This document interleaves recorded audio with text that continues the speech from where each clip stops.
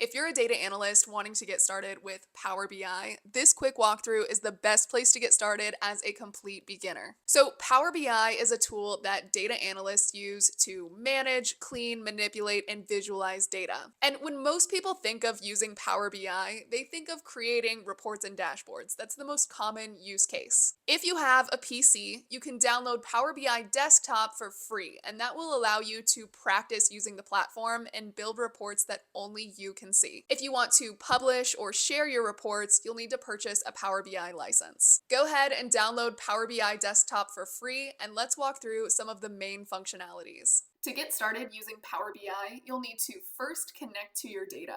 You can select one of the recommended data sources, or you can click on Get Data from Other Sources to see all of the connector options. If you click on Blank Report, you'll just be taken to a blank report. So let's click on that.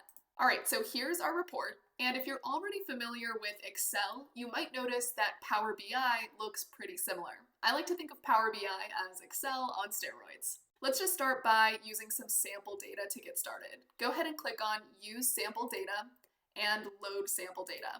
This brings up the Navigator window where we can see the sample data set as an Excel file. Financials is the name of the workbook, and Sheet 1 is the name of the sheet that the data is on. Since there's only one sheet in this workbook, you can select either Financials or Sheet 1. It doesn't matter. Now, if you're happy with the way the data is displayed, you can just click on Load to load the data into your report. If you want to make changes, you can click on Transform Data, and that will pull up the Power Query Editor. This is where you can manipulate and transform your data before loading it into your report. Once you're happy with your changes, just click on Close and Apply, which will close the Power Query Editor and load the data into your report. Now, to see your data, just navigate on the left side ribbon from Report View to Table View.